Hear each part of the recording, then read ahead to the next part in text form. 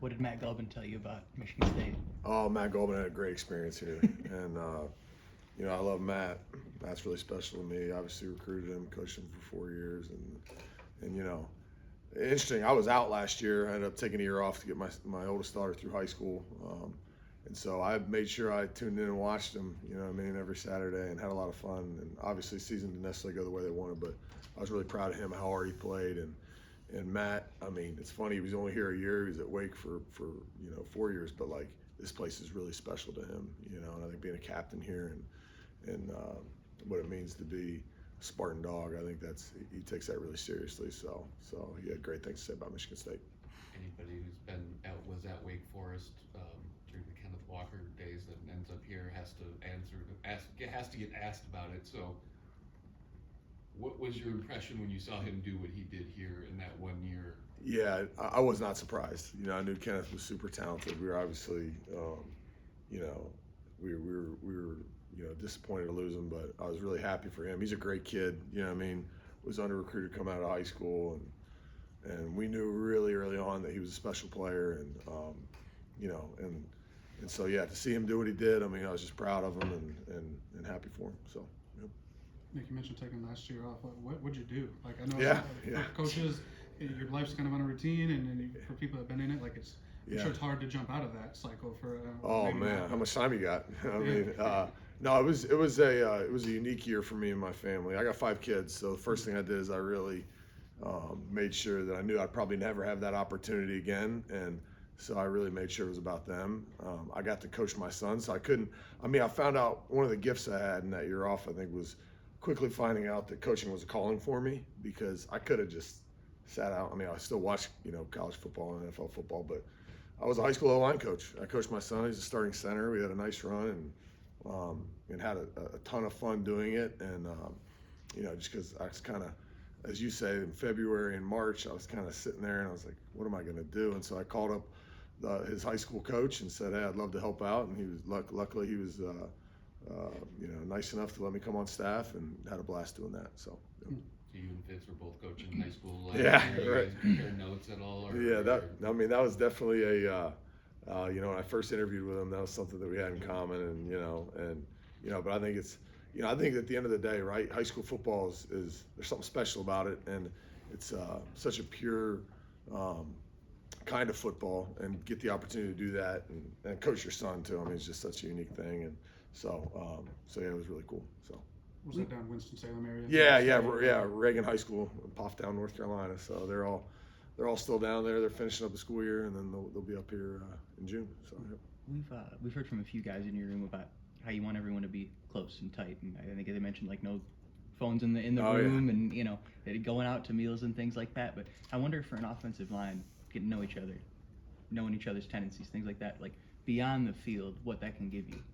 Yeah, I always say, like, to me, there's nothing like an O-line room, and I've it's the only position I've ever coached, to be honest with you. Early on when I was a GA, I did some different stuff, obviously, like all GAs do, but since I've been a full-time position coach, it's the only position I've coached, and I want that room to be a special place, and it's something I noticed. Obviously, I've been coaching, my first year as an O-line coach was 2006, I think I got that right, and there weren't really smartphones then, so I saw slowly, I'd go in the meeting room, right, and guys would just pull out, and it killed me, So it was as much about that. I just said, I don't want to see phones out, and if they come out, then it wasn't about anything more than I just wanted to talk to each other when I'm not there. There's something about that special 15 minutes where they get into the meeting room early before the coach is there, where I want them just interacting, and because it's a brotherhood.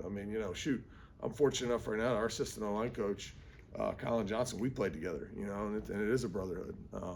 And so I want them to experience that. And, look, we're all guilty of it, right? I pull out my phone and scroll sometimes. We're human beings. But as much as they can, I just want them to build that bond. And I do think that there is a carryover to how they play. Not that they're all going to be best friends and it's all going to be perfect every moment. But if there is a bond, if they know they care about each other, I think that carries over. I do. So.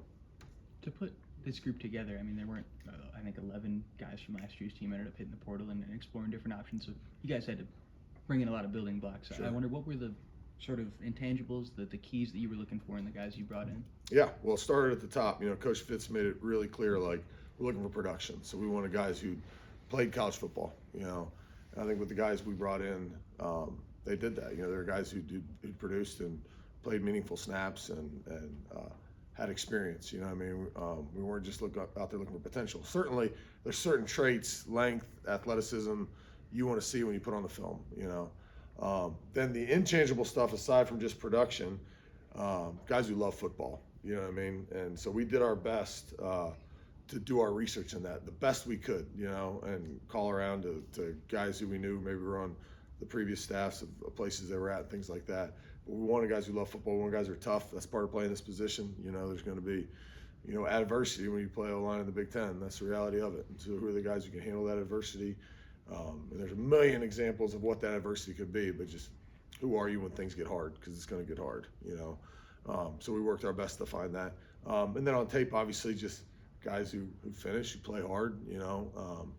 I think that, you know, Coach defined what the Spartan way was pretty early, and so we don't want to be begging guys to play hard. We want guys who love football and take pride in blocking to the echo of the whistle and doing those things. So, Trent being, you know, a guy that obviously he's played a good amount of football. He's your center. You know, what do you see from him and, you know, his adjustment so far here?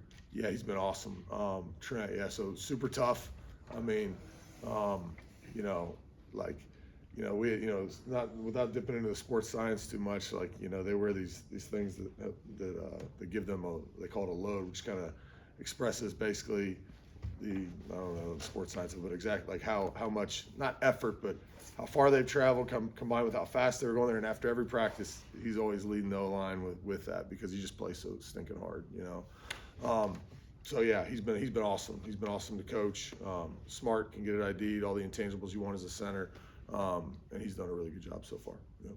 Did you know his dad, or did anybody know have a connection? With his dad? You know what? He had, you know, in my time at Wake Forest, he had come through and worked out one of our guys who went through the draft process. So but I didn't know him well. You know, we'd met and talked a couple times. But I mean, you know, yeah, no doubt, being a coach's son, that's like the cherry on top. That definitely helps. So. Yep.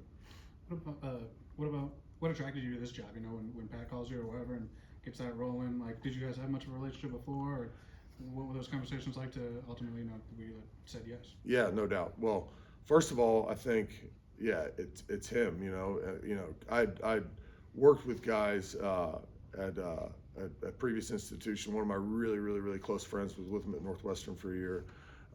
Some other guys I crossed over work with him, and you know, Coach Fitz just has an unbelievable reputation. Demanding, you know, obviously a winner, successful, okay, but he's a family guy. I think that, you know, his family's important to him, right? And I mentioned I have 5 kids and married with 5 kids, and my family's super important to me. So it's, you know, important to me to work for someone who has that same value system, you know, and I think he does. And then it's this place, right? You know, it's Michigan State. I mean, there's so much tradition here. You know, it's the Big Ten Conference. I'm from Ohio, so I was down in the South for a while, but the Big Ten has always resonated with me, and to come to a place like Michigan State and get to coach in a program like this was a no-brainer. To be honest, I would have walked here. So, yep.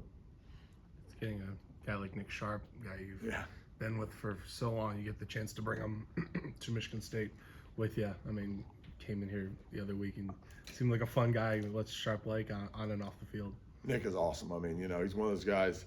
I mean, it's funny. I've known him a long time. I was thinking about it. I remember going to his high school the first time, Hunter House High School in Gastonia, North Carolina, in 2019. So I believe that's right. So our relationship goes back a long way, you know.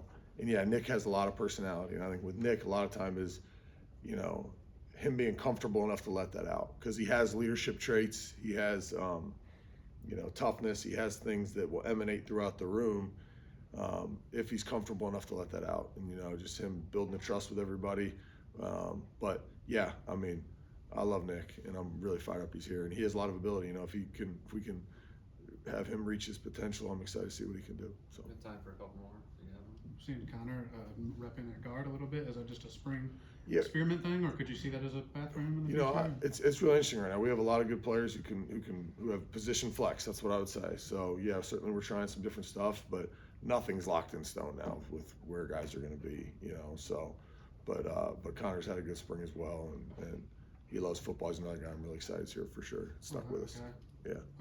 What did you think about his tape last year when he flipped it on? You don't have a lot of returners, but he's one of them that played a lot. What did you think about what he did? Yeah, I mean, I'm really happy he stayed because he's one of the guys we put on his film, and I think he has ability. He's got really good feet. He's athletic. You know, he can do it. He can play a lot of positions, as you mentioned, and he plays hard. You know, I think he plays really hard. So yeah, I'm fired up. He's with us, and I think you know, excited he stuck with us. It's good. So.